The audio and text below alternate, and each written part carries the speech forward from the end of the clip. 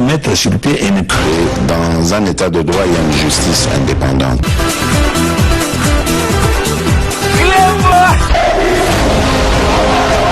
Ce n'est pas pour rien qu'il faut des conseils.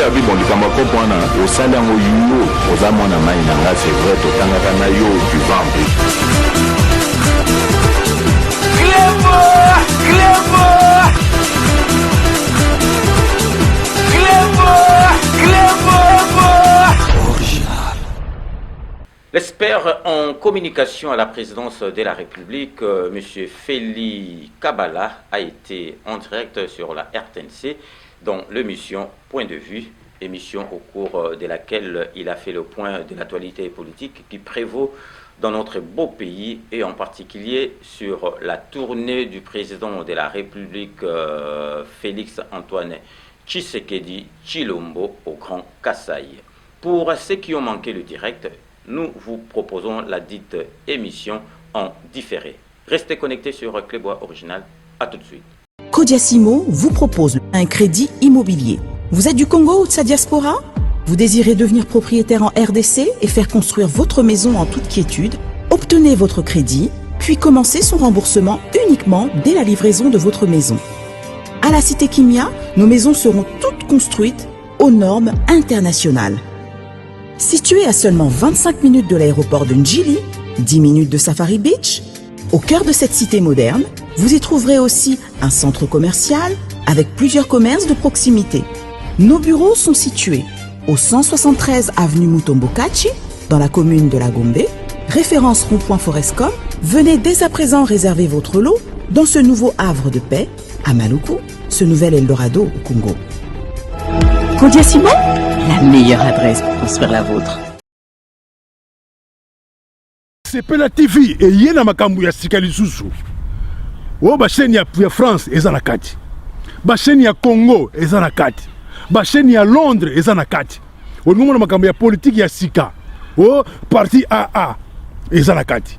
O parti BB. O CFAIO eza na kati. Ya Sepela TV.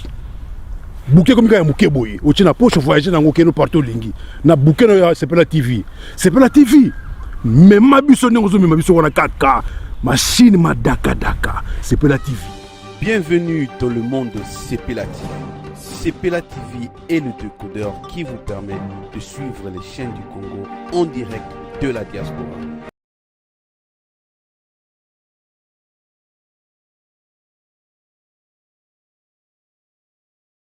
Et logistiquement parlant, vous n'êtes pas encore outillé pour prendre en charge votre propre destin. Ils ont estimé qu'avec le temps, nous apprendrons au fur et à mesure que nous évoluerons, mais il était nécessaire que l'on puisse accéder à cette souveraineté internationale, et ils l'ont fait. Quand bien même il y a des péripéties aujourd'hui, l'histoire doit nous enseigner à nous tous actuellement, nous qui vivons à cette époque, qu'il y a eu des énormes sacrifices, et à cause de ces sacrifices, nous devons de ne pas continuer à commettre l'erreur ou les erreurs qui ont créé toutes les péripéties de l'époque et de le réitérer à cette époque. Donc nous devons être animés de la bonne volonté politique de bien faire les choses, de bien gérer la chose publique, afin de nous projeter pour un avenir meilleur à travers le développement. Voilà, justement, vous m'avez devancé quelque peu. Est-ce que nous, notre comportement d'aujourd'hui, notre façon de travailler, nos attitudes, reflètent en fait la volonté, les idéaux de tous ces pionniers de l'indépendance? Il est bien difficile de le dire, mais il existe des personnalités d'exception qui ont fait une certaine exception, qui ont fait preuve d'une certaine distinction par leur volonté politique de pouvoir bien faire les choses. Ils se disent que ces pionniers de l'indépendance ne sont pas morts inutiles. Ils sont morts pour que nous puissions atteindre les objectifs que eux avaient rêvés, ont vu dans leurs songes, et ils se sont dit, nous posons les jalons, ce sont ceux qui viendront après nous, qui paracheveront ce travail pour lequel nous nous sacrifions. Alors, malheureusement, on doit le dire, honnêtement, sans pour autant faire la langue de bois, que dans le chef de certains acteurs politiques de l'époque, ou peut-être se trouvant à une époque donnée, nous déplorons un certain comportement qui ne reflète pas ce sacrifice de ces pionniers de l'indépendance. Oui, une déviation.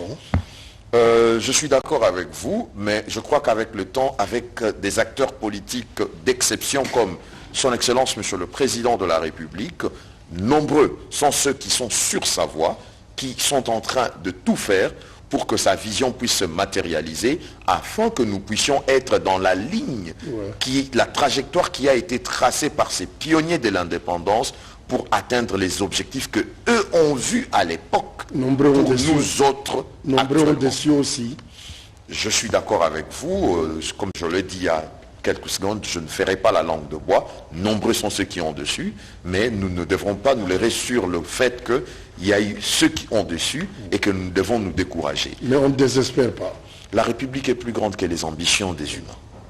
Voilà, merci beaucoup Félix Kabala. Nous entamons maintenant en fait le déplacement du président de la République dans l'arrière-pays. Alors dites-moi, Félix Tshisekedi est dans le Grand Kasaï. Pourquoi le Grand Kasaï en premier? Je crois que, bon, je comprends la forme de votre question, mais quand je dois aller dans le fond, il ne faut pas dire pourquoi le Grand Kasaï en Oui, premier. pourquoi commencer par le Kasaï? Non, il a commencé, d'abord, vous savez, un président de la République, c'est comme un chef d'entreprise également. Un chef d'entreprise ne peut pas s'asseoir confortablement sur son siège et en train d'observer de loin ce qui se passe autour de son entreprise. Il est censé faire une descente, faire une visite des lieux, l'état des lieux, connaître comment est-ce que son entreprise se comporte. Le chef de l'État, président de la République qu'il est, se dit qu'il devait faire un état des lieux. Cet état des lieux n'a pas commencé par le Grand Kasaï, monsieur Oscar Kabamba. On a vu le président de la République passer près d'un mois 3 ans après l'accession. près d'un mois à l'est de la République. Il était à Goma, où il avait placé ses quartiers généraux. Oui, pour il raison est de allé guerre. à Béni pour des raisons sécuritaires. Oui. Donc c'était un état des lieux sécuritaires qui est un marasme sécuritaire dans lequel nous vivons. Ça fait plusieurs décennies. Il est allé s'y installer pour entendre de lui-même. Avant d'y aller, on a vu que l'état des sièges a été décrété. Il est allé palper du doigt pour comprendre les fonds de difficultés auxquelles fait face au quotidien le peuple de l'Est, le Nord Kivu, je dis, l'Ituri, les Sud Kivu, Béni et tant d'autres contrées à l'Est de la République. Il y a passé un mois, il a compris ce qu'il fallait comprendre et il a posé les jalons pour lesquels aujourd'hui l'état des sièges est porteur de beaucoup de fruits, quand bien même il y a des difficultés, mais ce ne sont pas des difficultés à décourager nos vaillants forces armées, les FARDC et les forces de la police, ainsi que les services qui vont avec. Le Kasaï. Il pouvait commencer par le Grand Bandondo, par exemple. Vous savez, le président de la République ne dépend pas de lui-même, il dépend du programme, d'un certain chronogramme. Il dépend de son protocole. Comment est-ce que ces services organisent ces activités? Alors, lorsque ces services font des analyses et trouvent que nous commençons d'abord par le Nord Kivu, nous irons à Ituri et après nous venons au Grand Kasaï, le président de la République se plie au programme de son service. Est-ce qu'il était temps d'aller dans le Grand Kasaï? Oui, il était temps d'y aller, M. Kabamba, soyons honnêtes. Alors, une année avant l'année électorale, rien de campagne dans tout ça. Ce sont juste des langues de mauvais augure qui Rien de pensent... campagne anticipée. Non, ce sont juste des langues de mauvais augure qui pensent que nous sommes en campagne électorale ou encore en pré-campagne. Loin de là, le président de la République a fait une visite d'état des lieux. Se rendre compte personnellement de la santé socio-économique de la province qui jadis était l'un des flairons économiques de la République, avec un outil de production dont nous connaissons très bien la minière des Bakwanga, en sigle la MIBA, qui aujourd'hui est délabré, qui aujourd'hui a mis qui on peut dire est en cessation il a fait un dépôt de bilan, cessation de paiement où l'activité productive n'existe plus au détriment des intérêts personnels d'autres entités ou d'autres challengers. Raison pour laquelle le président de la République s'est rendu personnellement au Kasaï. Il a visité l'Assassim, il a dit ce qu'il pensait par rapport au rapport qui lui a été fait, et il a fait comprendre aux responsables de la SACIM qu'ils ont toute leur place en République démocratique du Congo. Là, c'est au Kasaï oriental. Dans le Kasaï oriental. Ouais. Ils ont toute leur place en République démocratique du Congo, dans le secteur d'activité dans lequel ils œuvrent, mais cela doit se faire dans une certaine orthodoxie, respectant les lois de la République, qui veut dire, vous n'allez pas combattre une entité productive qui a fait la fierté de la République de toute une province qui aujourd'hui est aux arrêts, qui est la MIBA. Est-ce que le message est passé? Le message du président de la République est passé parce qu'aujourd'hui, il veut de plein pied la restauration de cet outil de production qui a été de l'époque la MIBA. Et il a passé beaucoup de temps, beaucoup de minutes, beaucoup d'heures avec les responsables de la MIBA. Il a donné les orientations claires, les instructions claires pour voir ces fleurons économiques qui, jadis, activaient même, étaient en train de animer la vie sociale, économique de la région. Aujourd'hui, quand cette unité de production a été détruite, on a remarqué que même l'écosystème dans lequel vivait toute une population de cette province a commencé à s'abîmer jusqu'à ce qu'il manque même le besoin basique pour répondre à la satisfaction de leurs besoins. Par après, il est allé s'embourber sur les mauvaises routes de Cabinda. S'embourber, ce n'est pas un problème. C'était juste pour lui une opportunité de pouvoir découvrir l'arrière-pays et de se rendre compte de l'état dans lequel certaines infrastructures sont aujourd'hui délabrées. Et je ne veux pas vous cacher sa déception, mais il est courageux. Il prend son courage avec ses deux mains. Il se dit, nous pouvons reconstruire avec la volonté politique et avec des hommes qui sont animés réellement de répondre aux vrais besoins de la population. Alors, dans le Kasaï central, il va retrouver les mêmes problèmes récurrents, les problèmes d'eau, les problèmes d'électricité, depuis des dizaines d'années qui n'ont jamais trouvé de solution. Il est allé visiter les travaux du barrage de Katende, Oui. dans le Kasaï. Il est arrivé à Kananga le vendredi. Le jour suivant, un jour ou 2 jours après, il s'est rendu directement à la chute de Katende, où les travaux sur les barrages de Katende doivent se parachever, continuer et trouver une issue favorable. Vous devez comprendre que c'est un projet qui a été évoqué à l'époque de Mobutu, qui a pris une certaine forme à l'époque du système régime passé de l'ancien président Joseph Kabila, comme Mouzé de l'époque, qui était son père. Rien n'a été fait pour palper réellement la réalité de ce barrage, les résultats que ce barrage était censé offrir en termes de ressources en électricité et en eau. À son époque, le président de la République se dit, nous nous arrêtons avec toute forme de promesse.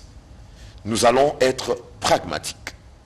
Qu'est-ce qu'il faut? Quels ont été les problèmes qui a causé les arrêts ou l'arrêt des travaux de ce barrage? L'envoyé spécial du président de la République, M. Rémi Kankou, a fourni au président de la République les explications adéquates pour permettre à ce que les travaux de ce barrage puissent se poursuivre afin que les populations du Kasaï, en particulier de Kananga, puissent être desservies en eau et en électricité. Alors là, je vous interromps. Est-ce que tous les messages, on l'a vu dans plusieurs meetings, partout où il passe, est-ce que tous les messages qu'il donne aujourd'hui sont différents de ceux qu'il avait fait pendant la campagne électorale? Ils sont différents, pourquoi? Parce que lui-même est présent. C'est pas la même chose? Ce n'est pas la même chose. Il est en train de voir la réalité des difficultés de certains projets qui, lorsqu'ils prennent le jour, ils s'arrêtent en cours de route. Il est allé au fin fond pour comprendre pourquoi ces projets, quand ils commencent, et subitement s'arrêtent en cours de route. D'abord, le président de la République voudrait mettre des personnes dignes, honnêtes, capables de pouvoir prendre une instruction du point A jusqu'au point Z, sans interruption. Donc, aujourd'hui, après son passage, il y a des suivis, des commissions de suivi qui sont mises en place pour suivre tout ce qui sera fait, tout ce que le président de la République a demandé pour être mis en œuvre afin d'avoir les résultats escomptés. Au cas contraire, la force de la loi s'appliquera sur les responsables qui sont censés faire avancer ces travaux pour répondre aux besoins basiques de la population. Quand j'ai dit la force de la loi va s'appliquer, eh bien personne ne sera épargné. Alors tous ces projets qu'il a lancés, il arrive dans le Kasaï, et puis rien n'a été fait. Mais alors, quelle attitude devrait-il adopter cette fois-ci? Peut-être les genoux sans jeu. Quand on est sur le terrain, on a l'impression que rien n'a encore démarré. Le président de la République a des pouvoirs énormes. Et il a ce que moi j'appelle, ou ce que nous appelons la discrétion de son pouvoir. Lorsqu'il observe, il constate, il fait un constat d'un manquement quelque part, ou d'une insuffisance, ou d'une non-exécution des travaux publics, des projets publics, budgétisés et non exécutés. Vous savez, je peux être dans la cour du roi, mais je ne suis pas dans les secrets des dieux. Alors là, il est mis en faux devant la population qui l'accueille. Non, c'est un homme honnête. Et à laquelle il avait fait des promesses pendant la campagne électorale. Ce qu'il faut retenir du président de la République, c'est un homme honnête. Là où les choses n'ont pas marché, il a le courage de le dire, de le reconnaître et redonner l'espoir à ce même peuple, leur dire clairement que je veux punir tous ceux et celles qui se seront avérés coupables du non-respect des instructions de la haute hiérarchie. La force de la loi et la rigueur de la loi s'appliquera. En ce moment, il n'y aura que les gens n'auront que leurs larmes pour observer la catastrophe qui leur arrivera. Alors, je vous ai posé la question tout à l'heure de savoir s'il n'était pas dans une campagne anticipée.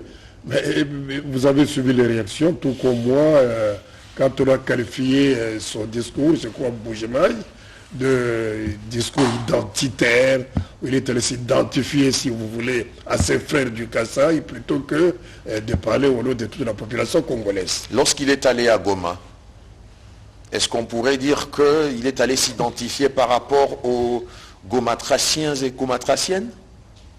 Non. Lorsqu'il est allé dans l'Ituri, lorsqu'il est allé à Beni, est-ce qu'on peut tenir ces discours? Non, c'est parce qu'il s'agit de Félix Antoine Tshisekedi Tshilombo, parce qu'il s'agit de cet homme qui aime la République, qui aime le Congo. C'est pourquoi il faut qu'il y ait une certaine démagogie dans le rang de certains acteurs politiques en mal de positionnement. Je le répète et réitère encore une fois de plus. Ce n'était pas la campagne électorale pour les élections en 2023, moins encore une pré-campagne. Le président de la République s'est rendu au Kasaï pour faire un état des lieux de comment est-ce que la situation sociale et économique de cette province évolue. Qu'est-ce qu'il faut réparer? Qu'est-ce qu'il faut refaire? Qu'est-ce qu'il faut reconstruire? Voilà la raison pour laquelle il s'y est rendu, comme le programme qui se présentera devant lui. On lui dira, il faut aller dans le Grand Équateur. Il ira. Il faut aller dans le Bas Congo, au Congo central. Il ira. Il faut aller dans le Bandundu. Il ira. C'est le président de la République. Il est le président de tous les Congolais, de ceux qui vivent dans les limites et les périmètres de la superficie de la République démocratique du Congo, ses frontières, et ceux qui sont au-delà à travers la diaspora. Donc ce ne sont pas des messages démagogiques. Les politiciens en mal de positionnement sont démagogues. Sauf lui ne l'est pas. Il est réaliste. Y a-t-il du nouveau, franchement, dans tous les messages qu'il donne à ces populations du Kasaï par rapport à tous les autres discours prononcés dernièrement, par exemple, devant les congrès? Bien sûr, il y a du nouveau. Le nouveau est que il est d'abord allé faire le constat. Ce n'est pas du déjà entendu. Ce n'est pas du déjà entendu. Il est allé faire le constat. Il a été élu président de la République en 2018. Il n'y s'y est rendu que 3 ans après. Donc c'est-à-dire là où les gens pensaient qu'ils ont été abandonnés par les discours démagogues de politiciens en mal de positionnement, il s'y est rendu pour remarquer, faire le constat et dire clairement à ces populations, nous allons agir dans le sens qui va renouveler, qui va redorer les blasons de cette province, jadis qui était celle qui faisait le beau jour de l'économie de cette république, aux côtés de la Gécamine, aux côtés de Kilomoto de l'époque qui s'occupait de l'or dans l'est de la République et tant d'autres grandes entreprises minières. D'accord, mais qu'est-ce que vous dites à ceux qui disent que le chef de l'État fait tout de même trop de promesses et jamais réalisées? Non, je ne pense pas qu'il fait trop de promesses et qu'il y ait moins de réalisations. Il y a eu pendant ce mandat, d'abord il faut retenir une chose, à travers ces mandats, nous sommes dans un mandat où il y a beaucoup de réformes à mettre en avant. D'où les résultats de certaines promesses peuvent être palpés directement pendant ce mandat et les autres au cours d'un second mandat. Mais vous savez, cela ne prend pas de... Il ne suffit pas d'un seul mandat pour résoudre le mal qui a été profond pendant plusieurs décennies. Il y a un système qui est passé avant lui, il y a eu un autre système, donc tout a commencé, les délabrements de la réalité de la vie sociale, économique de ce pays a commencé il y a plusieurs décennies. Alors il ne faut pas faire porter le chapeau à une personne qui a la volonté de réformer les choses pour qu'il y ait le vrai changement, lui dire que non, quand bien même il a hérité du passif et de l'actif de cette République, mais il faut regarder là où il est en train de bien faire les choses. Il y a plus de 15 ans, on devait décréter la gratuité de l'enseignement. Je ne dis pas que la gratuité de l'enseignement est à 100% parfaite, mais il a été mis sur pied, exécuté, et nous sommes en train de voir l'exécution et les résultats palier par palier. Aujourd'hui, des millions et des millions d'enfants qui n'étaient plus dans les circuits scolaires, y sont aujourd'hui. Le président de la République a redoré aujourd'hui le blason de l'image de la République au niveau international. La République démocratique du Congo est de plus en plus fréquentable, ce qui favorise aussi les climats des affaires en République démocratique du Congo, quand bien même il y a beaucoup à fournir comme effort, mais nous sommes sur la bonne voie, et cette bonne voie a un visionnaire, c'est le chef de l'État. Mais il y a tout de même les besoins sociaux des bases, partout il passe, c'est l'eau, c'est l'électricité et les routes de dessert agricole. C'est la raison pour laquelle tous ces projets sont mis en place, en œuvre, pour que cela puisse se réaliser. Nous sommes allés à Nkwadi. C'est une zone industrielle, agro-industrielle. Il y a une compagnie agro-industrielle qui a été créée dans cette zone agricole, en Nkwadi, dans le Kasaï oriental. Nous avions observé la capacité et les équipements mis en œuvre pour répondre aux besoins basiques de la population en termes de denrées alimentaires, et qu'il y avait certaines insuffisances qui ont été adressées en face devant le couple présidentiel. Ils ont palpé la teneur des difficultés que certaines entreprises qui s'installent dans des milieux ruraux pour favoriser quand même cette activité rurale afin d'étouffer ou d'éviter l'exode rural qu'on connaît très bien, où les gens quittent leur habitacle naturel, où ils peuvent développer des champs, ils peuvent être une main-d'œuvre dans des zones agricoles, agro-industrielles, ils se déversent sur des zones urbaines et ça crée une surpopulation et ça crée un peu une certaine cacophonie sociale. Donc c'est la raison pour laquelle le président de la République a promis de mettre en œuvre les moyens nécessaires avec une collaboration au niveau provincial de la province et ces industriels agro-industriels pour que les résultats puissent être palpés par le commun mortel qui n'est que la population. Alors à son retour à Kinshasa, il pourra en fait serrer sur la vis pour que toutes les déceptions qu'il a constatées sur le terrain dans le Grand Kasaï puissent quand même être effacées, puisque les gens, vous avez vu la ferveur avec laquelle il a été accueilli. Vous avez vu, notamment Chikapa, c'est tout le monde qui voulait prendre la parole pour exprimer ce qu'il avait dit. Mais est-ce que cela ne traduit pas le fait que les besoins de la population ne sont pas pris en compte jusqu'à là? Je ne peux pas dire que les besoins de la population ne sont pas pris en compte. Tout est fait pour arriver à répondre à la satisfaction de ses besoins, même si ce n'est pas encore suffisant. Raison pour laquelle le chef de l'État y veille personnellement. Et pour vous dire qu'il continue à bénéficier de cette confiance de cette population, regardez la ferveur, l'enthousiasme que suscite sa présence dans tous ces secteurs, dans ces lieux qu'il visite. C'est tout le monde qui veut le voir. C'est tout le monde qui a envie de le toucher, ou tout le monde qui a envie d'entendre sa voix. Ou de parler. Ou de lui parler. Pourquoi? Parce que les gens continuent à croire en lui, qu'il existe cette volonté politique de réformer pour qu'il y ait le vrai changement qu'ils vont palper du doigt. C'est ça la réalité. Voilà les types de personnes politiques que nous voulons, autorités publiques, dans cette République, qui sont le fruit et les résultats de ces martyrs de l'indépendance le 4 janvier 1959. Et il s'est rendu que les rapports sur le papier ne reflètent pas nécessairement la réalité sur le terrain. Vous savez, je laisse ça à la discrétion du chef de l'État. Je n'irai pas dans certaines considérations. Je ne suis que observateur dans certains secteurs, et je suis un acteur modeste pour d'autres activités. Je pense que le chef de l'État a vu réellement, il a palpé la réalité de ses propres yeux, il a vu, il a entendu et il a palpé de ses propres mains.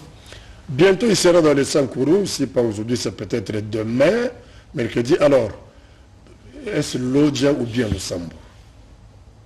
Mais il y a un problème là-bas, le chef-lieu c'est connu, ça veut dire le Sambo. On parle beaucoup plus de Lodja.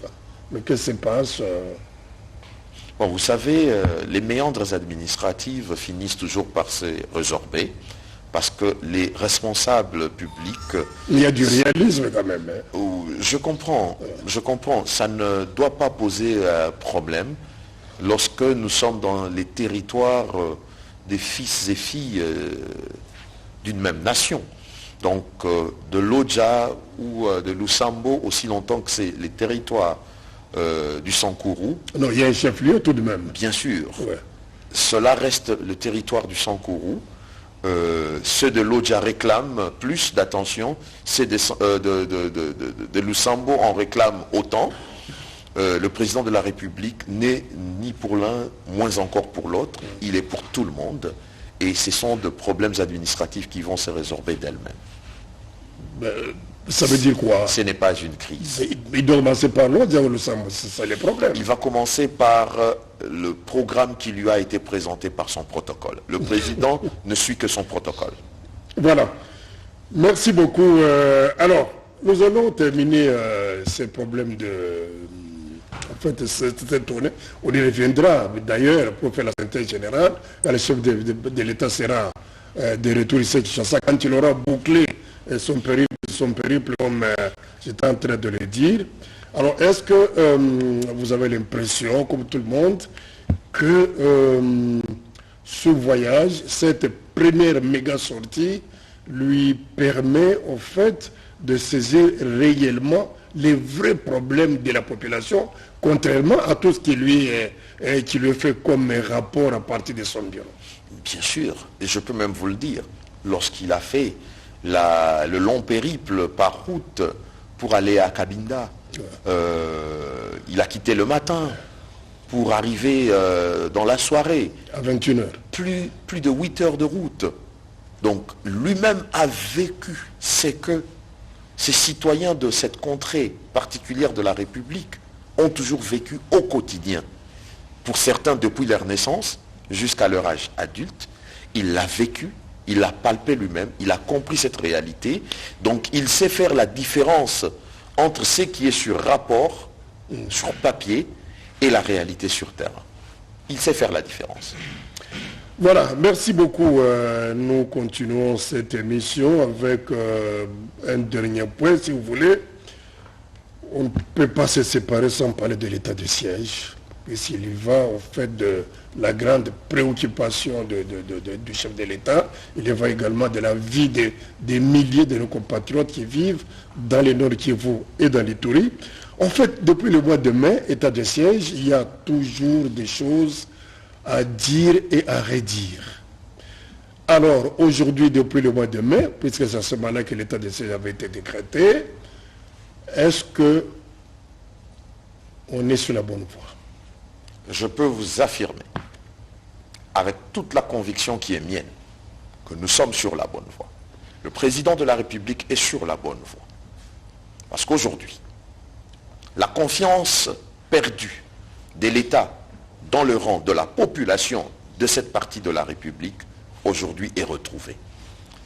Les populations de tous ces territoires qui, pendant plusieurs années, ont connu l'insécurité, se disent merci à cette décision prise par le chef de l'État de mettre leur territoire sous état de siège, parce que aujourd'hui, lorsqu'ils voient nos vaillants FARDC, police, patrouiller, récupérer des territoires, récupérer de lieux qui ont été contrôlés, dirigés par les forces négatives qu'on appelle aujourd'hui communément des terroristes, aujourd'hui, cette population se dit que l'espoir qui renaît en eux ne doit pas s'arrêter. Même s'il y a toujours des incursions par-ci, par-là, des ADF. Vous savez, une république fait face à 4 types de menaces. J'ai parlé de ça dans une de vos émissions ici. Parmi ces menaces, je vous avais cité 4 types de menaces. La subversion, le sabotage, l'espionnage, le terrorisme. Aujourd'hui, la République démocratique du Congo remplit les 4 colonnes de ces tableaux. Quand vous voyez les terroristes agir comme ils l'ont fait il y a quelques jours, avant la fin de l'année, la pose des bombes, c'est un moment qui a beaucoup attristé le président de la République, qui a attristé le couple présidentiel. Ça, je vous le dis. Parce que, en étant dans une autre partie de la République, en train de palper, faire l'état des lieux de la vie sociale, économique, de ce territoire dans lequel ils ont posé leurs pieds, ils apprennent que des innocents trouvent la mort par des actes terroristes. Ils ont été vraiment attristés et ils ont adressé à travers le message de vœux, le président de la République, à reconforter toutes ces familles qui ont perdu des vies humaines. Mais je vous rassure qu'aujourd'hui, malgré les sabotages, la République est plus grande que toutes ces menaces. Nous ne baisserons pas le bras, nous continuerons à persévérer jusqu'à l'éradication finale de toutes les poches et couches de toutes ces forces négatives. L'armée ougandaise apporte un plus à ce qui existait avant, à ce qui s'est passé avant sur le terrain. Jusqu'ici, nous restons optimistes. La collaboration se passe convenablement. Nous souhaitons que cela aille jusqu'à bon port et le moment venu, ils vont se retirer. Le moment venu, un bilan sera présenté aux communs mortels, à la population. Même s'il y en a qui parlent de la haute trahison pour avoir introduit l'armée ougandaise sur notre territoire. Haute trahison sur base de quel texte? Il s'appuie sur quel texte de loi pour parler de la haute trahison? C'est de la démagogie plutôt, excusez-moi. La démagogie qui est celle de hommes politiques en mal de positionnement. Ça, je vous l'ai dit clairement. Donc, nous n'allons pas faire la langue de bois à ce niveau. Lorsque vous êtes en mal de positionnement, vous ne cherchez qu'à tirer là où il y a le bienfait qui est en train d'être réalisé pour le bonheur de la population. Et qu'est-ce que ça vous a fait quand on a parlé également de l'arrivée de la police rwandaise dans la ville de Goma? Spéculation. Spéculation. Et moi, je ne spécule jamais sur des informations pareilles. Je ne donne pas importance ou je ne fais jamais la publicité sur des spéculations. Vous savez, au niveau où nous traitons certaines affaires, certaines données, nous ne sommes pas censés faire de la spéculation. Parce qu'il suffit d'une mauvaise information, c'est toute la République qui va s'embraser. Est-ce que le pouvoir n'a pas reculé face à la réaction publique? Le pouvoir n'a pas reculé. Le pouvoir a juste rassuré. Il y a une différence entre reculer et rassurer la population. Parce que nos ennemis ont utilisé ce qu'on appelle des armes non conventionnelles. Une communication qui amène à la confusion. Et c'est vrai qu'il y avait déjà une confusion. Et cette confusion tendait déjà à amener des troubles inutiles pour lesquels la République a été au-dessus, a joué le jeu et resté au-dessus de la mêlée. Et on a maîtrisé toute cette démagogie. Alors, toujours dans la même lignée et dans la même région, cette fois-ci, dans les Sud Kivu, ce matin, vous avez suivi, comme tout le monde, et qu'il y aurait des infiltrations du côté du Sud Kivu, avec l'intrusion sur notre territoire des hommes armés venant du Burundi. Je comprends que c'est une information qui est sur la place publique, mais je vous rassure que nos vaillantes forces armées et de la police sont aujourd'hui au contrôle de ces deux territoires qui ont été annoncés comme étant pris ou étaient sous contrôle de ces forces rebelles qui ont agi sur ces territoires dans le plateau de Fizi. Voilà, nous allons quitter ce chapitre pour cette fois-là terminer par ce point politico-économique. J'avais parlé de l'affaire Tenke Fungurume Mining, c'est dans la province du Lualaba. Alors, pendant que le chef de l'État est en train de lutter contre la corruption, et voilà cette histoire qui met, qui salit, si vous voulez, le ministre des Finances. Mais en fait, dites-nous dans quelques mots, qu'est-ce qui s'est passé exactement?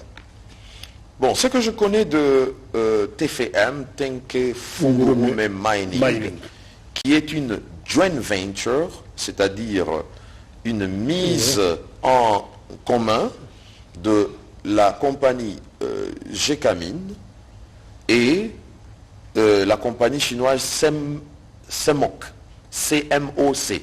Si je ne me trompe, si je n'ai pas bien prononcé, j'espère que je serai pardonné.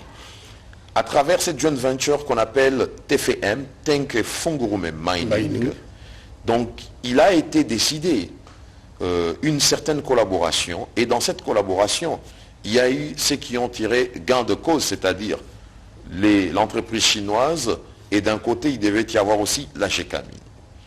Le problème qui se pose est un problème lié à ce que la République démocratique du Congo doit recevoir en termes des finances. C'est un problème technique. Les experts y travaillent. Les invectives existent. À mon niveau, c'est pas un contrat léonais. Je ne veux pas quand même me lancer dans un débat hautement technique pour lequel il y a des experts qui travaillent, qui font un travail donné sur le problème, sur la problématique, pour nous donner des résultats escomptés dans les jours à venir. Donc, je ne me prêterai pas à trop de commentaires. Bon, je laisse que... Quelle est la responsabilité du ministre des Finances dans cette histoire? Vous savez, je n'aimerais pas spéculer. On a cité son nom, que ce soit à tort ou à raison. Nous donnons les bénéfices du doute à qui que ce soit, de gauche et à droite. Je ne veux pas être pour une partie et être contre l'autre, vice-versa. Que le travail technique soit fait par les experts. Et dès que les experts ont trouvé des résultats escomptés, nous ne manquerons de revenir sur ce plateau ou sur d'autres plateaux pour donner la lumière, faire la lumière sur cette affaire. Car c'est la République qui doit se retrouver gagnante dans de pareilles circonstances. Alors, Félix Kabala, nous avons terminé cette émission. Je voudrais tout de même que vous puissiez nous dire comment vous entrevoyez la RDC en 2023, cette année en fait préélectorale, si vous voulez, excusez-moi l'expression. Comment vous voyez l'avenir politique, social et même économique de ces grands pays? D'une manière générale et globale, c'est une année d'optimisme, parce que beaucoup de projets trouveront leur réalisation cette année. Pour ceux qui ont été entamés, qui ont commencé l'année passée ou avant, certains résultats seront escomptés cette année. C'est ça qui nous permettra de nous projeter vers 2023 avec des résultats palpables pour ce qui a été de projets exécutables, budgétisés, pour lesquels la population est censée palper les résultats du droit.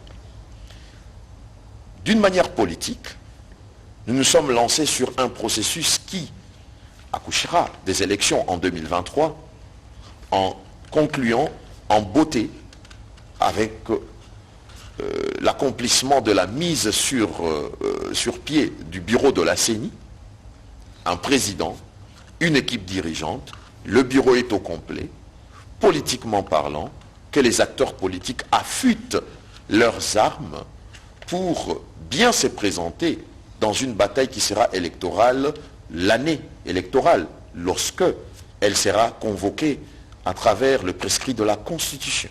Les élections précisément, est-ce qu'elles auront lieu l'année prochaine? Puisque les experts parlent déjà des retards accumulés au niveau de la CENI, qui n'a toujours pas tous les moyens possibles pour commencer à travailler. Il y a toujours des retards qui sont rattrapables. Et je ne veux pas être pessimiste. Selon les réalités que nous voyons en face de nous, rien ne nous empêche de dire que nous n'aurons pas élection en 2023, si cela sera le cas, mais avec l'optimisme qui est le mien et tant d'autres personnalités politiques, nous aurons des élections en 2023. Si elles n'ont pas lieu en 2023, d'une manière responsable, ceux et celles qui sont censés revenir devant la place publique, le diront. Mais je n'en parle pas dans ce sens-là, que mes phrases ne puissent pas être, vous savez, commentées péjorativement. Je dis bien qu'en 2023, nous aurons élection en République démocratique du Congo. Vous êtes collaborateur du chef de l'État, après le Grand Kassai, prochaine étape? Nous attendrons que le protocole puisse nous dire ce qui est planifié pour le chef de l'État. Nous ne mettrons pas la charrue avant le bœuf parce que le programme du chef de l'État quand même relève d'une certaine sécurité également. Il y a des programmes qui sont connus d'avance. On sait que le président de la République ira au palais du peuple pour faire une adresse à la nation. Le président de la République va faire un discours de vœux de fin d'année, mais le président de la République, pour certains programmes qui est de son agenda, de fois relève de questions sécuritaires. Et vos vœux, vous les adressez à qui? Aux Congolaises et Congolais, qui sont ceux qui souffrent au quotidien, mais qui ont espoir en l'homme politique qu'on appelle Félix Antoine Tshisekedi Tshilombo, qui est imbibé des volontés politiques à pouvoir changer les choses dans cette République. Si nous pouvons tous nous aligner dans sa vision, nous pensons que nous ne ferons pas face à toutes ces difficultés auxquelles nous avions fait face pendant l'année 2021 ou les années antérieures. Voilà, message d'espoir, c'est donc noté, madame, messieurs, c'est terminé pour aujourd'hui et à très bientôt.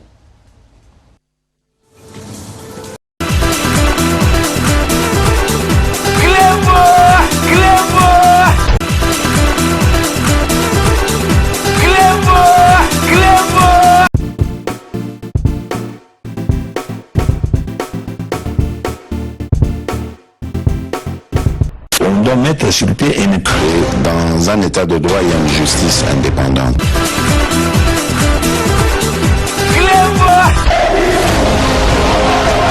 Ce n'est pas pour rien qu'il faut découvrir. Au sein d'un oyo, aux amants à Maïnanga, c'est vrai, au Tangana yo, du ventre.